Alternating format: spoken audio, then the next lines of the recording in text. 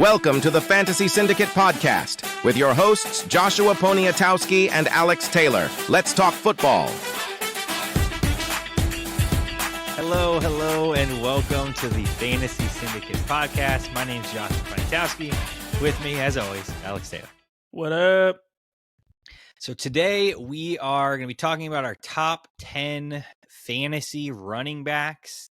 These are the guys, and I don't know about you, Alex, when I was making my ranking, it was challenging, especially I would say like the last five were probably the most difficult for me. I agree. I'm feeling real good about running backs this year. Like I'm coining 2025 the year of the running back. Yeah, there's some studs for sure. So it just felt like there was just so many solid picks. You know, obviously the top tier guys are the top tier guys, but it just felt like there were so many top.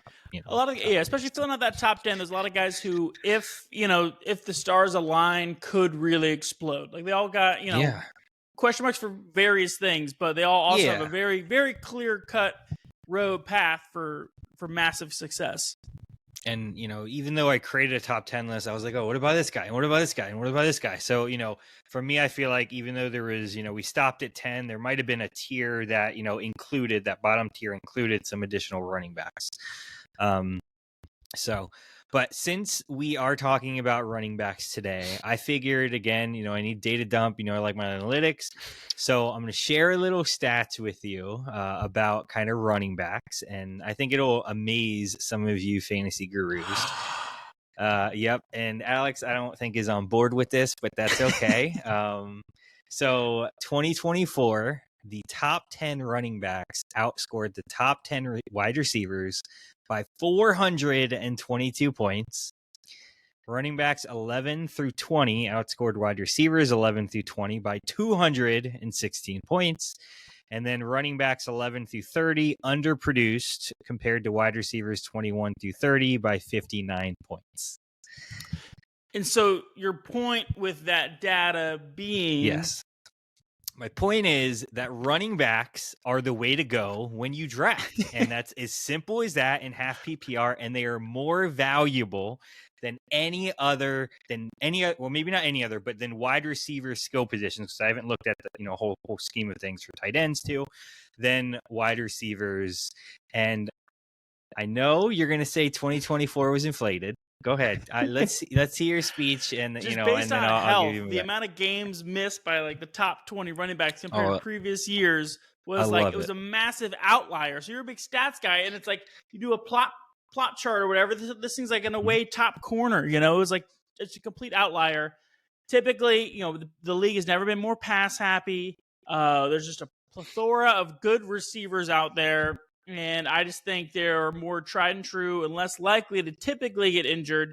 But last year, the running backs were incredibly healthy, thus leading to them having a monster year. Can't deny that. All right. So I knew Alex was going to say this. So I prepared something that he is not ready for. So if you are listening on the podcast, first of all, I encourage you to switch over to YouTube and see these visuals because I'm about to blow his mind. And he is going to say that I am right and that he is wrong at the end of this. Okay. So I'm writing an article about this with data and stats. So it's going to be posted onto the website. But again, running backs win championships, not wide receivers. So just from data points, I'm not going to talk about all the specifics. Zeke gif? But that was Zeke gif. Eating rice, the running back, just like feed me. Oh, God. So I have a couple articles in here that prove that running backs are more dominant than wide receivers. And this is specifically for half PPR scoring, which most people think that is more fair. Again, that's another debate. We're not going to have this right now. But I went back 8 years. Debating. So 2017 through 2024. I looked at top 30 wide receivers, top 30 running backs, and I had a sample size of 480 players. Okay. So if one season isn't enough for you, Alex, I gave you 8. All right. Okay. Over the past 7 of the 8 years. Okay. And Alex can see this on the screen, but I'm going to read it for those of you all listening on the podcast. 7 out of the 8 past years, the top 5 running backs, so I even narrowed it down even more, have outscored the top 5 wide receivers. Over that time, they've outscored them on a 17-game average by 10.1 points a game or 1,300 points overall. If we just narrow it down to the past 4 years, 3 out of the past 4 years, top 5 running backs have outscored wide receivers. Running backs have outscored wide receivers by 330 points, and that's about 20.3 points a game on a 17-game season average. For those of you listening on the kind of audio, I have a chart right here that highlights top 5, 6 through 10, 11 through 20, 21 through 30, and it highlights where running backs are more valuable, score more points. I don't know if I believe this. That is wrong. I got to go back and look I was like, that's an astronomical difference. I was like, yes. Let me look at it. So 330 divided by 17 gives us 19.5. Charts at me. I gotta look through all this stuff. So if you look at it, I made it easy. I made red, the red that shows you that, hey, this is where wide receivers did better. And then the green is where running backs did better. And again, those of you all listening, you can see, for those of you all on YouTube, that the running backs dominate this chart. Absolutely dominate it. So when we talk about points, which I don't know, I like points. Do you like points, Alex, as far as teams go? No, not really. So not at all? Okay, gotcha. So when we talk about points, the data legitimately supports that points are in favor of running backs, regardless if you look at top 5, top 10, or 11 through 20. Okay. Now, 21 through 30 range, that's where it is drastically different. Wide receivers dominate at that point as far as total points go, as far as that top range. So there's a lot more teams that have 2 wide receivers than have 2 running backs, really, at least that are like consistently putting up points. I circle back to why last year was so good for running backs, because it's like it was like health. Yeah, the top 5 running backs are going to be studs, but like it's harder to predict who that top 5 is going to be compared to who the top 5 receivers are going to be. Oh, very interesting that you say that. So article number 2 on my list has to do with championships. I totally set you up because I was expecting all of this. So article number 2, and again, this is what I expect people to say when they're reading this. Like, well, what about this? What about that? So article number 2, since we're talking about championships, we're talking about health, let's look at championship weeks. And that's what I did. So I went back again over the past 8 years, and I looked at championship weeks, the 3 weeks before the final week of the season. I did adjust for the reduce in weeks, as we went farther back. And as you can see, top 5 running backs, when we talk about championship weeks, they outscored the top 5 wide receivers totally by about 20 points. Over the past 4 years, it's a little less. There's more variable there. Okay, so I would say the past 4 years. I don't know how that disputed my last statement about injuries and then being healthy last year. Look. The very next one talks about games. So that was point per game, right? So that was point per game total. This is looking at health and games. So we talk about the last 2 years. There is a difference of nothing. So when we talk about top 5 running backs, top 5 wide receivers, 0 difference. There's 25 healthy in 2024. They played 25 games. So leading that to the championship. And then, again, same thing, 24 out of 24 for 2023. Now, in 2022, it was dropped by 1. And in 2022, there was 2 less games that running backs played. When we look at the grand scheme of things, yes, I agree that wide receivers, looking at specific championships, health, there is a small percent correlation with that, very small. And the percent is actually 3 to 4% where we're talking about. So I would agree, yes, that there is an indicator there that says it, but is that indicator enough to say, hey, I'm going to give up the opportunity at almost 10 more points a game because of one game potentially? Again, it's a decision that you can make. So when we talk about health, we talk about championships, this is what it came down to. So I think, can I say the one fallacy I think in your data is you are kind of looking after the fact, like who finished top 5 versus who was drafted top 5. Because that's Man, my crazy. issue is, I my didn't God. expect you to say that God. whatsoever. Well, I you actually said that, did. and then your last article actually didn't did. even talk about the first thing I talked about. So thank you very much. I actually did. Nope. So you're talking about ADP draft picks, so where they were drafted based off their projections and how they finished. So let me get there before you're ahead of me. God. I get it. You're ahead of me. So that's the next article that I'm gonna bring up. But before I do that, I also looked at championship week. So for overall, I looked at the overall scheme of the playoffs, including the final week, right? How much of that was floated by Alvin Kamara's 50.5 touchdown Christmas game where he scored like 55 and won everybody their championship games? We're looking at the sample size for this is what would it top be? 5 it would times be, like 8 years or whatever, 10 years, whatever. So like so we're looking at like a sample 50, size 50 of RBs, give or take. Okay, 50 yeah, RBs, 50. 50 So again, receivers. One outlier season, but what about last year? There's been wide receivers who've put up 40 points, right? So the average is what we're looking at. So it's not just one outlier. All right. Isn't I'm just going to make messing a with you. huge Move difference. on. Get back on your groove. So when we go back and we look at just the championship week and we look at points per game, again, the last 4 years, there is somewhat of a variance. Wide receivers in 2021 took it. In 2022, running backs took it very consistently. In 2023, again, wide receivers took it by a small margin. And then 2024, it was running back. But when we look at this sheet, this is the top 5 running backs who finished the season the top 5, but then those players' championship game, not like the top 5 of each of that week. Correct. Okay. So it's the 5 players who finished the year as a top 5 running back. And then I went back and I said, all right, how did these players do in the playoffs? How did these players do in the championship game? And how many games did they actually play during that window of time? So yes, it's just those specific players in that window. I think most people would agree that the running game typically gets stronger when you get into the wintertime. Interesting. I wonder. I don't think anyone has ever in the history of football ever not said that. So when is championship week typically? Is it in the the hotter still gotta time get there. or the colder time? Still got to get there. All right. So this we're talking about saying Jonathan Taylor was a championship making caliber player last year, and he screwed me all season, and then just went berserk in the playoffs when I was already sitting at home on the bench. You got to make it there first, my man. That's not my fault. Don't blame me. That's what I'm saying. Don't blame me for that. Got to make it there. That's what I'm saying. So anyways, the point per game average for running backs in the championship overall leaned towards the running back side. And even though the last 4 years of data is kind of back and forth, running backs score more consistently in championship games. They have a higher upside.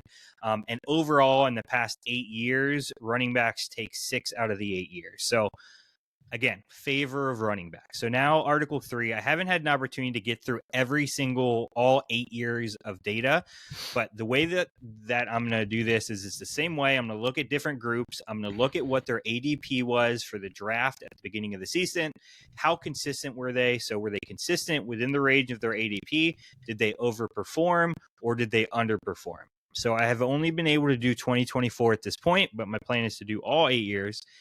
As you can see on this chart, is that ADP within position or is that within the total? Okay. ADP within position. Yep. So running back 1, did the running back 1 through 5 who was drafted finish as the running back 1 through 5, and running back 6 through 10, so on and so forth.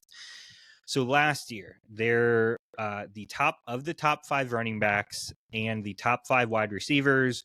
There was one wide receiver who ended up staying consistent within that. So that was the one variable of this entire chart. Is wide receivers took it in the 1 through 5 by 1. Granted, CMC, I don't know if that's ever happened in the history of football, but that's a part of the data. So that's true. But if we look at every other window, 11 through 20, 21 through 30, and actually 6 through 10, and I know this I need to reorder this. Oh, okay. So there's an overperform category too. Should be on the left. Yeah, I'm just looking at that. Yep. So Tell me how to do my charts. I'm not ragging on your chart making abilities. You did great. You did great. 6 through 10. I just didn't know what I was looking at first. Needs to be over. So yeah, there's color coding. Essentially, those you listening, there's color coding based off of how the player did. So is it consistent? Is it overperformed, or did they underperform their ADP? Right. So overperform means that they ended up performing higher than what their average draft capital was. Consistent means they performed within that range, and then underperform means that they ended up performing outside of that window. So looking at this range, running back was the most consistent looking as a group. Again, this is 2024. Running backs overperformed at a higher rate than wide receivers did in 2024. And wide receivers ended up underperforming at a substantially higher rate, with the exception of the 5 in that 1 to 5 window. Again, if we were to broaden this to 1 through 10, it would show that running backs again showed dominant, but I tried to narrow it a little bit more specifically for this instance. So yeah, again, if you're listening on the podcast and you're like, what the heck is going on? Switch over to YouTube. Also, I encourage you, I'm going to post this article within the next probably 3 or so days once I finish collecting my data. Take a look at it, provide us some feedback, let us know. But I feel like this shows a very strong case that essentially running backs should be in this discussion. I'm not saying don't draft running backs. I'm just saying the wide receiver position has never been stronger in the ADP, which can't. I mean, you look at ADP, it can't be denied. They're going earlier and more frequently than ever before. Yes, but the data says that that's not accurate, is what my point is. Like, wide receivers historically by the fantasy community are treated like royalty in half PPR format. What I'm saying is all the data says that running backs are actually the ones that should be treated like royalty and be valued at a higher rate, even though everything tells us from the history of drafting that wide receivers should be. But the data doesn't support that. Over the past 8 years, you saw it. Argue, you still don't believe it? I think you saw the data. Nobody doesn't like having a strong stable of running backs. I mean, they used to be like the go-to first and second round. You just pound RB all day, every day. It just started to shift, and I think you can't not acknowledge that that's been happening. That's all I'm saying. ADP is data. It's actually happening. Yeah. So that's all I'm saying. So you're saying because the general public thinks that wide receivers should continue to be favored because they historically have been, that even though the data tells us that's wrong, that we don't support that? I'm not drafting a running back in the first round. I mean, I might take a wide receiver. I don't know. It depends on how it plays out. But you're not going to sit here and convince me to take freaking Derrick Henry over JJ. That's just not happening. You might be losing points then. I'm sorry to say, you might be losing points. So you are without a doubt taking. Well, I guess it depends. If it's a snake draft, taking a running back regardless. In the first round.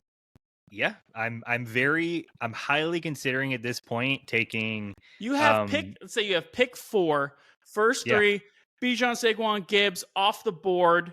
You got Jahmyr, you got JJ There's at your some disposal, and you're gonna take. I would agree. You're taking. I mean, take the first 3 wide receivers off the board. Are you not taking a running back? You can't use that example. I would probably take Bijan, probably maybe 2.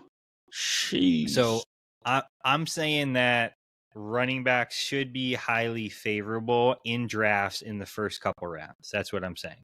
They should be the ones taken off the board before wide receivers. They give you the opportunity to earn more points, not just throughout the year, but in the championship game, right? So to me, the data screams running back should be. Again, you're still disrespecting the running back position. I can feel it. I can see it in your eyes. You are hyping up this supposed disrespect. I have in no way been disrespecting RBs.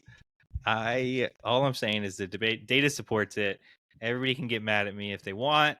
I understand it. I will take running backs. I'll win championships. I'm happy to continue. You're falling on an imaginary sword right now.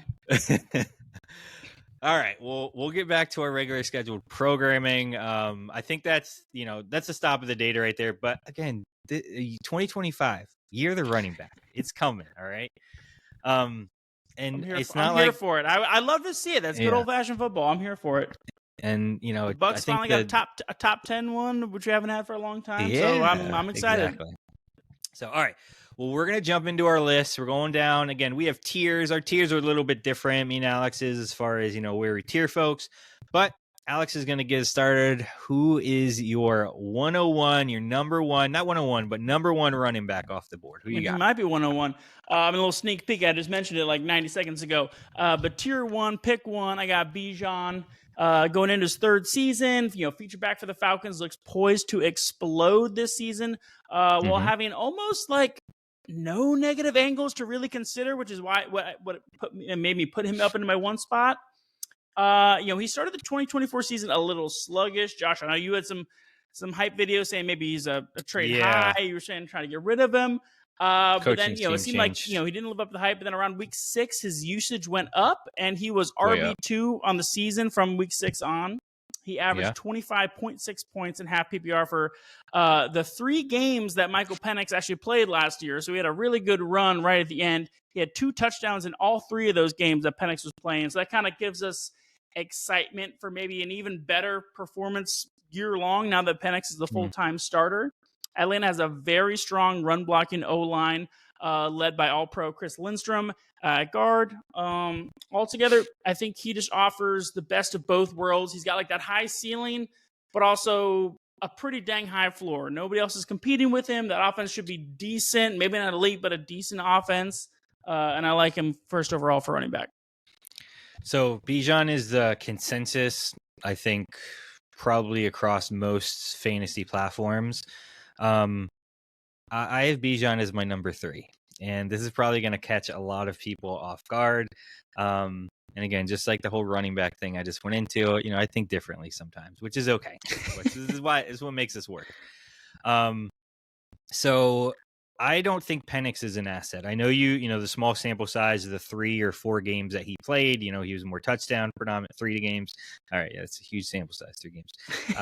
That sample size. I think Penix taking snaps, he's a year 2 guy. Really, he's I'd say a rookie for the most part from a, NFL player perspective. I just do not see the Falcons being a top 10 scoring offense or a highly dominant offense. And I think that's a key factor when we talk about running back ones. Okay. We talk about running back 2, 3, 4, like, sure, you can be on a bad or mediocre offense. But when we talk about running back ones, I just feel like you got to also not just be good at your job and good at, talented, but be, on a top 10 scoring offense. So what I did is I went back to past 10 years and I looked at who were the number 1 running back in the league, and I looked at how many points scored. And of course of those 10 years, yep, you know it. There was only 1 running back. So 1 out of 10 who was on an offense that was outside actually the top 8. So not even top 10, the top 8. And it was Austin Eckler for Washington at that. Or actually, he was on the Chargers, right? Yeah. So it might even been 10 out of 10. Yeah, because I was thinking Washington. So it was 10 out of 10. So it's never happened. Man, he was like a PPR machine. Yeah, so there's never been a running back 1 who has been on, outside of a top 8, top 10 offense, point scoring offense. So I think Atlanta offense should be decent. I mean, they were moving the ball with Penix, nothing crazy, but yeah, I mean, again, I just don't see them being that top 10 tier offense for me anyway. So I agree, though. Bijan is a safe pick. I think like he has all the skills. He's running back 1. Like he's going to be the focal point of that offense, right? I just don't know. And I don't think that the Falcons produce enough for him to actually finish as running back 1, which is the only reason why I don't have him as my 1. So that's fair. That's fair. Yes. But he's amazing. So like, would I don't want that to come off. He might have like the highest floor maybe of anyone though. I would. Yeah. I mean, I think because of his pass catching ability and running every game. Yeah. Like, and that's what I mean by like, he is a fantastic from a safe pick perspective, but I just don't think he'll finish the season as a running back 1, that's which fair. Maybe that's not what you value. Right. And like at your, running back one spot, right? You want a guy that's maybe more consistent versus kind of the boom and bust situation. So, they say, just, you don't win, you don't win in the first round, but you can definitely lose it in the first round. I mean, I want to take him because I want to lock in a staple of my offense, staple of my team, and then just kind of move from there, take some gambles later on. Yeah, well, I hear people say that, but then when you draft Chase in the first round, he goes off for $1 billion, you win your championship. When you draft CMC and he goes off for $1 billion, you win your championship. I feel like it's the opposite narrative, but I understand the logic behind it. So we'll keep rolling though. Who you guys are number 2? Number 2, I put Saquon. He was already a beast, but then did that change of scenery really let him just unleash on the NFL last year. Almost 2,300 total yards, 15 touchdowns, and this is with actually the least receiving work of his career on attempts and catches. The Eagles really just wanted him to ground and pound last year, and that was all except for the fact that the one time where he did go soaring over a guy backwards. That was maybe the one time he was more airbound. But Saquon had an absurd 7 touchdown runs over 60 yards, including the playoffs last year.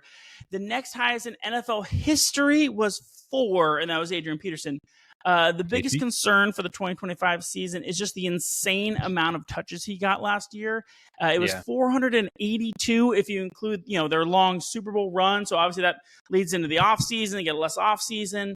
And history has not been kind to players who carry that much of a workload going into the next year. So I think some regression is to be expected, but still Saquon's elite and he's going to be heavily involved in that offense. And, you should be pretty happy with him taking him in the 2 spot.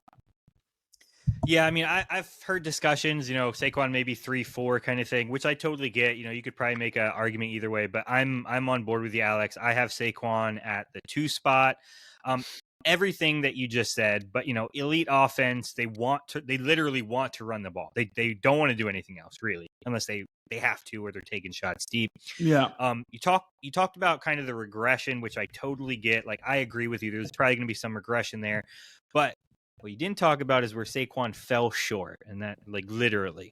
So Saquon was tackled on the 1-yard line at an NFL league high 11 times in 2024. So to me, there's going to be some regression. Do you know how many times he then got to run it in, or did Hurts take all of those? It was Hurts. I mean, I don't know what the percentage was, but I mean, if we have to think about it, maybe they were like, all right, let's throw Saquon a bone here, but probably Hurts was all right. I did see. I don't know the stats on just the ones where Saquon fell at the 1, but I was looking at the stats of just they had 63 runs from needing 1 yard for either first down or a touchdown, and it was like Hurts got 43 and Saquon got 21. So it was almost 2-1. I don't know specifically about Hurts going. Saquon going down 1, but it's Hurts is that tush push machine. Yeah, so I mean, and we know that hasn't gone away. So again, Barkley at 2, I love it there. The attempts for sure worries me, but it's just hard to not pick him after that year, and the Eagles and offense and everything that comes along with his situation. So yeah, I agree with you. Bijan number 2. All right, who you got at the 3 spot? In the 3 spot, this is going to be rounding up my top tier. And this is where you and me might get a little bit of chippiness, but I got Jahmyr Gibbs in the 3 spot. Last year I took some heat. I didn't have Gibbs crazy high last year either. I had him as my RB6 going into the season. Not due to a lack of talent at all. I totally acknowledge Always, that. never talent. Just didn't like his situation. And then here we are again. Gibbs definitely has a case to be RB1 on the season. Can't deny that. He had over 1,900 yards, 20 touchdowns last season. He was RB1 from week 6 on. Really exploded in the fantasy playoffs when Monty went down. He won me a ship. He personally won me the ship. I love the man. And yet, a lot of those concerns from last year have lingered. Just enough for me to push him down from possible RB1 territory to RB3. Monty is still there. Give him come back out off an injury, but they love him there. Dan Campbell, is going to love to pound the rock. Ben Johnson is gone. Is this offense going to be as electric as it has been, as we're used to seeing? The Lions also lost 2 of their starting interior O linemen. Big deal. That is a big deal. So Gibbs definitely has the skill to excel despite these hurdles, but just something to consider. when making that first round selection, and so I put him at this is what kind of rounds out my tier 1, who are all players that I think are truly elite talent wise. And while, I kind of talked about having a little bit of concern, not a ton of concern, like all 3 of these guys, you should expect monster numbers week in, week out from. Yeah, so Jahmyr Gibbs, again, it's probably unpopular opinion, but he is my 101 running back. So, and to talk a little bit about the offensive line, I agree with you. Those two offensive linemen that left, they were elite. Like, these weren't just like some guys. Like, these were top 5 probably run blockers in the league. So it definitely takes a hit. But this is my logic behind Jahmyr Gibbs. He is literally a league winner. Like, no questions asked. If he was the only one in that backfield, hypothetically, every single person would have him at running back 1. Every single person in the history of the sport would have Jahmyr Gibbs at 101. So he is essentially prime CMC with league-winning potential, and he literally just won you a championship. So for me, if I'm taking a 101 and I'm like, this is my number 1 off the board, I want somebody that I feel like has the potential to do that, and he still has a high floor with Monty being there. So that's just my perspective, and that's why I got Gibbs at my 101 spot. He definitely has I probably wouldn't bet against him finishing RB1 on the season. Like, he's got a very high percentage to pull that off. Yeah. All right, moving into my tier 2. In the 4 spot, I put the King, King Henry. This man went out and put up 1,900 yards just on the ground last year, and I've seen him ranked on the internet. I've seen him ranked as low as RB9. It was just like disrespectful. It's like the dude is literally built different. He gets tougher as the season goes on. He's averaged over 100 yards per game over the last 5 years. Double-digit touchdowns for 7 straight years. Only 1 single-digit fantasy week all last year. He's an absolute baller. Just a bulldozer of a human. Mike Tyson said everyone's got a plan until they get punched in the face. Well, all those defenders might think they can tackle, and then until they see the King coming rumbling through an open lane at them. His main concern about kind of his move to the Ravens was that Lamar was going to take all his goal line work. Well, Josh, you brought up in our QB episode that Lamar didn't have a single carry from within the 5-yard line. Not even one. So, time will eventually come for the King, but I am riding him till the wheels fall off.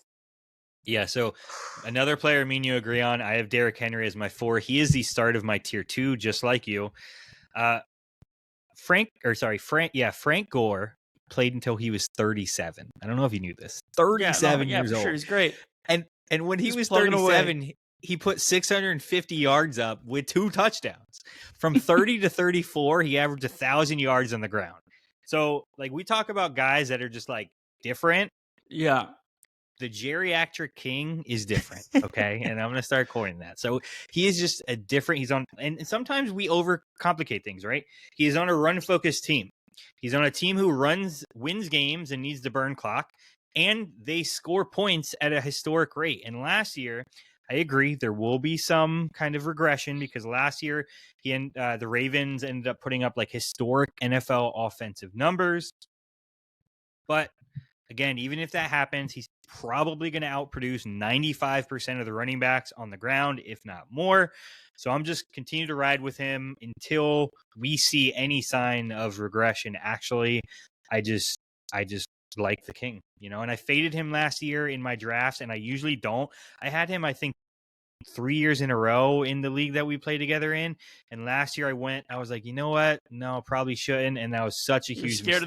Scared of the move to Baltimore? I was, and I shouldn't have hindsight's 50-50 always. It was more so the age situation. And I'm not doing that this year. Once that age starts with a 3, and especially a running back, everyone starts to freak out. Yes, I agree. I mean, it's a real thing. So, I just got to push past it. I'm like, oh my God, my knees. I can't do it. Listen, I agree. I was cutting the yard the other day and the same thing happened. I was like, why is my left knee hurting? Like, I'm on the front yard still. Stop. I'm just walking around. Yeah, slightly pushing a little bit. Absolutely. All right. So who is your number 5? All right, it's about this time where I think you can start to get maybe a little cute, like those first four were all kind of proven studs, but in the 5 spot, I'm down to gamble a little bit and go for the rook, Ashton Jeanty.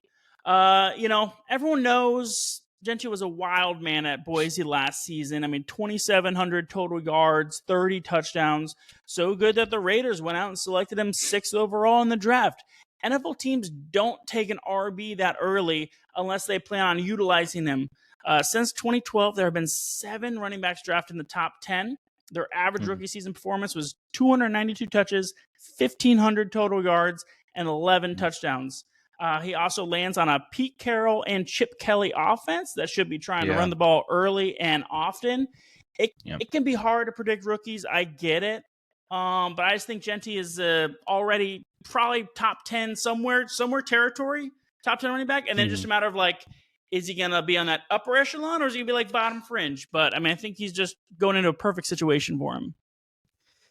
Yeah, I have Jeanty at my number 5 too. I honestly did not want to rank him that high just because he's a rookie. But it's just hard not to when we look at some of these other guys that we're going to go through. We talk about team. The Raiders are projected to score bottom of the league in points. They have a 7.5 over-under winning percentage, so they're not projected to win a whole lot of games. But I think everybody's wrong. I think the Raiders are going to do. I really do. It's a tough division. I've been creating kind of a QB projections model, and I did it with Gino, and his was a lot better than I expected it to be. Okay. New team. Gino Truther. Yep. I mean, he has been consistent, maybe not, top 5 quarterback, but he's been consistent as a quarterback for his team. As long as he stays healthy, we talk about new coaching scheme. I just don't see him not putting up a massive amount of points. So I just think they're going to do a lot better than people expect, which is going to help Jeanty stock. Also, the running backs in that room, we talked about it. I just don't. They're nothing. Yeah, especially even though they talked about it. Don't draft running back at 7 and not just feed him the rock immediately. It's not like a quarterback where you're like, oh, let's hope and let him sit for a year. Like running backs, you utilize them while they're young. Absolutely not happening. And we talked about attempts progression for running backs. I have looked a little bit about it online. I have to do a deeper dive, but Jeanty did have 374 opportunities on the ground last year. Yeah. So we talk about a massive number. I'm sure it's different. NFL opportunities, college opportunities. But just something to mention. Again, he's 21, 22, so the caliber of people, the caliber of people tackling him, or not even tackling him. Yeah, was much different than NFL linebackers and D linemen coming at you. Yeah, he's got 5 years of age in those knees, 6 years, on most running backs. So yeah. All right, who you got next? All right, coming in at 6, and this is gonna actually finish out my tier 2. I got CMC. Is there a more polarizing player in fantasy this year? I don't know. It is just a complete coin flip. You're either going to get the RB1 or a guy who misses the whole freaking season, Since 2017, there have been 10 RB seasons with an average points per game over 24. CMC has 4 of those 10 for the last 8 years. So, he fits perfectly in the Shanahan system. The Niners have been very protective of him in training camp so far. Reports are good, saying his injury is nicely healed. They're not really letting him do too much. They're kind of keeping him in the chamber. The Niners did lose Aaron Banks on the O-line. Trent Williams is getting kind of old, too.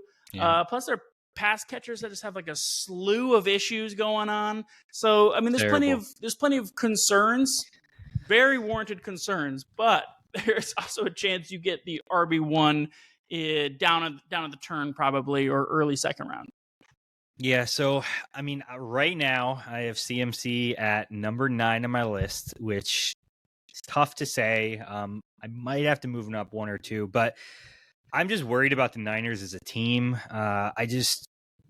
They're projected to do well, but I just don't see it, especially as a Niners fan with all the issues with wide receiver. Brock is an amazing quarterback, better than Trevor Lawrence and for sure Baker. But that's besides the point. I'm just worried about the the offense, and they're going to have to load the box. Like this, it comes with the good and the bad, right? CMC might be their primary weapon, right? Over maybe Kittle is that other guy, but outside those two, they don't have much opportunity to load the box. Also, I watched him last year a lot. He was a different running back. Like, yes, he was still, a great top tier, I would say, running back, but he was not the same CMC with that same insane explosiveness. Maybe, longer recovery has helped him, but that's really the only thing I'm worried about, which is why I dropped him down. Like, I just don't think he's the CMC of late after those, the injuries. So I got him on 9 of my and list. he's had a lot of injuries over his careers, and they add up. Yeah. And so, I'm not, again, if he gets injured, I don't draft that way. Like, you should draft to win, but I'm just worried of production standpoint, he just won't be as efficient as he's been in the past. Yeah. But so to recap, my tier 2 was, King Henry, Jeanty, and CMC. And that kind of tier is like, they all have somewhat big question marks, but they all also are clear league-winning potential players. Yeah, and so for me, my tier 2 was just Derrick Henry, the geriatric king, and Alshon Jeanty. So, mine a little bit tighter tier. Yeah, you love a tight tier. You love a tight tier. Yeah. All right, so who is your? I believe it's 7. Yeah, starting tier 3 in my number 7 spot. I got my boy Bucky. He was electric last year. Rookie out of Oregon was untouchable last season. He led the league in avoided tackles per attempt, avoided tackles per route run, and yards after contact per attempt. He was really just a treat to watch, making things happen out of nothing, just completely juking people out of their cleats. He had to kind of slowly take over the reins from Rachaad White. But from week 10 on, he was consistently getting 16-plus opportunities. And except for that week 14 game where he got a little stinger and had to leave in the first quarter, he was averaging 18.8 in half PPR. So the Bucs bringing back all 5 starting O-linemen. And White is still around, but this is Bucky's team now. So I'm smashing him at that mid-second round value. Yeah, there's nothing bad to say about Bucky. It was interesting when I looked at like the snap share though throughout the year, he actually floated around 50% like all year. So White was still involved in some way or another. Sure. But he didn't get the opportunities, which is what is essentially important. So if he, for some reason, like increases his role, which doesn't seem unreasonable, I could see him being a fantastic running back again. I say mid-tier, you could take him there, but I have him at my number 10 spot. So, and then I just don't think. I think it's important. White still will be involved. Like they're just not going to rule him out because he does his job very well. He's a great pass catching back, great blocking. Yeah. So White's still going to be around, but. Yeah, so that's why I just got him a little bit lower on my list of my 10. Again, the efficiency, the Bucs were amazing last year on offense. Like, they're so amazing. So I just think, maybe we're gonna do it again. A little bit less efficient with a new OC. A little bit less efficient with new OC. Same with the Jahmyr Gibbs situation, right? New OC, you feel it, not as confident as you typically are. So yeah. All right, next up in the 8th spot, I got Devon Achane. And Josh, I know this was your boy last year. You were hyping him up all left and right. My biggest holdup with Achane is just he doesn't really control his own fate. I mean, his splits of when Tua is hurt versus or not hurt are just absolutely insane. 22.5 points a game when Tua was in versus 8.7 when Tua is out. He also feasted last year, mostly due to them kind of shifting to the short yardage game. It seemed like when Tua came back from injury, he wasn't willing to risk it deep as much. His ADOT plummeted, average depth of target. Before they were doing deep balls to Tyreek and Waddle left and right, and then they kind of shifted to do a little more of like a dink and dunk situation. So I just don't know going forward if that's going to be like their new philosophy or if they're going to kind of shift back. The Dolphins were also predicted to have a pretty poor run blocking O-line. So that kind of gives me concern. And Achane proved to not be a reliable runner in the red zone. He had 14 carries within the 5, only scored on 3 of them. He had 5 carries from the 1-yard line, only scored on 1. So look for rookie Ollie Gordon to steal some maybe goal line work. He does have 35 pounds on Achane, so I think they I'm not really worried about him in a fantasy long-term situation, but I could see him coming in just for some goal line work. But listen, I mean, Achane is an absolute menace in space. That can't be denied. Yeah. It just feels like he kind of needs the situation to be right for him to succeed. Yeah, and I made a short on Achane, by the way, so if you want to check it out, it's on the YouTube channel. So, yeah, all the stats that Alex just said, like, we've talked about it. He's committed to Tua. I don't even view him as a running back. Over 50% of his production was through the air, which was number one in the NFL at the running back position. Miami's identity, though, is to pass the ball, right?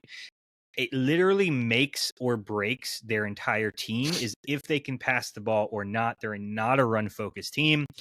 I think this year will be telling. I truly believe that they have 3 pass catchers. They have Jalen Waddle, not in any specific order, Tyreek Hill, and Devon Achane. Those are their 3 pass catchers that they have on their team. Achane played out of the slot consistently, which was why he ended up having so many points per game. And especially in PPR formats, Achane is just off the charts from a running back perspective. Again, I don't like to think about injuries as far as, a huge consideration. So I have Achane at my number 6. I'm sorry, I'll starting with that. But I have Achane at my number 6. If Tua stays healthy, which is what I'm predicting, Achane last year would have finished with 380 points, 380 fantasy points. Yeah, no, he's He'd have been number one absolutely insane. by 50 points over everybody else. So I got him at my number 6 spot. I'm projecting a bounce back for Miami, and they're going to throw him the ball. That's all I can say. I feel like people have been predicting a bounce back for Miami for like 30 years, but no, maybe not winning, but passing the ball, right? Like we know they're a great passing team. I'm just trolling all the Dolphin fans out there. All right. Next up, I got number 9, Josh Jacobs. Doesn't it feel like Josh Jacobs feels older than 27? I feel like he's been around like forever. The Raiders aged him. That's what happened. They did.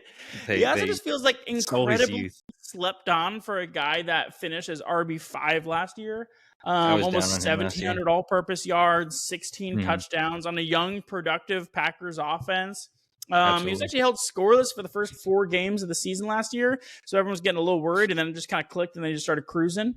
Scored double-digit fantasies every week after week 7 on, so he's been working as a true bell cow with really not much competition behind him. Marshawn Lloyd actually tweaked his groin in practice. I just saw that. So it wasn't they just said he's supposed to sit out for like a week or 2. Nothing crazy, but hey, if that's his main competition, is his groin. Like you're like, okay, 0 competition. Yeah. But it was kind of crazy. Jacobs was actually only on the field for 62.5% of offensive snaps last season, which I actually kind of like for a guy who finished with the 6th most rushing attempts. Because it's kind of like, all right, if you're out there, you're getting the ball. If you're not getting the ball, sit over here, drink some Gatorade, cool down a little bit. Like, don't stress yourself. He's not out there just like run around for the sake of it. So, I got him in the number 9 spot. Yeah, Josh Jacobs, I have him at the 8. He's the start of my tier 4. I really don't have much to add. Like you said, limited competition. Like that was a huge thing. I think Green Bay is a good team. They're going to put up a lot of points. They've consistently been in the top, point scoring teams for the past couple of years, and they're just going to feed them the rock. Like that just comes down to it. And last year, I will say, I feel like they had some issues with Jordan Love, injuries here and there, and they didn't really have a wide receiver dominant. Jaden Reed started to emerge as like a great slot guy, but I just, they had to lean a little bit more on the run because of that. So, I have him at the 8. I just still think that's a respectable spot for him. But it's like he's just a really good maybe late second, maybe early third. And it's like maybe if you haven't even gotten running back yet, it's like a real just plug and play, reliable RB1. So I really like his value this year. And pass catching as well. Like, he has that opportunity in addition to just running the rock. So, he's their every down guy for the most part. All right, rounding out my 10 spot. I did kind of poke around with a couple of different people here before I pulled the trigger. I went with Kyren Williams. I mean, I was really high on him last year. He did have kind of a bit of a lackluster 2024 season, at least compared to expectations. He started, he stayed afloat mostly just due to quantity. but his efficiency metrics were terrible. So I see him, falling pretty hard in rankings, and I understand why. I mean, the NFL landscape for running backs is brutal. It's what have you done for me lately? The moment you slip up, like boom, there's some younger running back coming in. So, but I think Kyren still fits perfectly into what McVay wants to do, and I'm looking for him to kind of have a nice bounce back season. And yes, his yards per carry last season were pretty bad, but let's not forget. I mean, dude, the Rams had so many injuries last year. I mean, basically their entire O-line was swapped out by mid-October. Puka missed a good chunk of time. Cooper Kupp missed a good chunk of time. I mean, Stafford was passing to like nobody's out there last year. So this year, if the O-line can stay healthy, they got Devontae. I think the passing game can kind of help open up the field and make life easier for Kyren. So I think he can get back to kind of the year he was doing, what he was doing in 2023. I mean, I'm always up on Kyren. I mean, even last year, the year before that, like Kyren has been a guy that I have just felt like produces in fantasy. And this year, the narrative is like, oh, they got a running back in the 4th round is going to like same narrative as last year. It's like Corum is like, like, no, like people don't realize how good Kyren is at doing his job. And the main focal point of a running back typically for McVay, like obviously is to get a huge amount of opportunities, but is blocking. And Kyren blocked better than every single running back last year. And he had almost, I want to say like 60 more block attempts than the next second best running back. Like that is his job. So when you're great at blocking, you're going to be on the field. Obviously there's been contract issues. From a dynasty perspective, I don't think that's going to impact him this year. I really do hope they re-sign him, but he's just so good at his job. And red zone opportunities, I forget what the number was again, because I've done a bunch of research on Kyren, but he's like top 2 in the past 2 years, if not number 1 in getting opportunities within the red zone. So they trust that man, they get him the ball when it's important, and that's where you put up fantasy points. So I agree. I have Kyren outside of my top 10, but I do not fault anybody for, we talk about that tier 4, at least for me, like he'd probably fall into that range for me as well. All right. So that's my top 10. Who else you got kind of filled out yours? Yes. So this is actually my number 7. So this is my tier 3 with Achane, number 7, and it's Chase Brown. So I know little bit different, but last year he was great Chase at the end of the last season. Phenomenal. And I'm going to share with you like how good he was. So up until week 6, he only had about a 50% snap count. He was slowly getting converted to that running back 1 role, right? Zach Moss was still hanging around as potential. They still weren't certain. By week 9, Zach Moss was injured. Okay. That's when Chase became that undisputed starter, right? That's when he stepped into that role. They're like, all right, we're rolling with you. You're our guy. From that point forward, he averaged 18.3 fantasy points, which was a running back 5 finish on the year. At running back 6 with total points from that point forward, the Bengals literally just cut Zach Moss, which means their running back 2 is Samaje Perine and rookie Tajay Brooks. I'm sure they're going to get some type of opportunity to these guys, but come on. He's their running back 1, no questions asked. And he is on a top 5 projected offense in 2025 with limited competition. I just don't see a world if he continues to be running back 1 that he does not finish as a top 6, top 7 running back. So, and we know they're going to pass the ball, which means teams are going to have to protect it against that. And he's going to have much less of an issue running the ball when they do that. So I just like the opportunity, the situation. It's just, and high scoring offense and Bengals. Like you want Bengals players, right? Like if you could walk out of any draft and you imagine you had Burrow, Chase, T, and Chase Brown, like I think you'd feel all right, even though bye week might be tough. I feel like you'd be feeling pretty solid with those 4. So Chase Brown was a beast last year. Really, that's what I consider almost like championship caliber value. It's like how late you were getting Chase Brown to what he was doing. I mean, after week 4 on, he only had 1 week scoring in the single digits for half PPR. So crazy. I mean, he's putting up 15s and 20s pretty much every week. So he was great value. And like you said, they didn't really do much to bring in any competition. So so he might be higher than most people. I thought about him cracking the top 10. He's probably like my number 12, something like that. Yeah, and again, that talking about this class, right? Like it's deep hairs. Yeah, that's why I don't need to take one early. I can scoop up all these guys. That's why I'm going receiver early. I guess there could be value found in that. That's true. Yeah, that's true. I'll take Jahmyr. I'll take JJ early, and then I'll get a little Josh Jacobs and KW3 and call it a day. You know, a little bit later. Okay, I can see that. I understand it. All right. Well, I hope you all enjoyed it. We appreciate y'all hanging out. As always, give us a like and subscribe. But yeah, go steal a championship, y'all. See y'all later. Peace.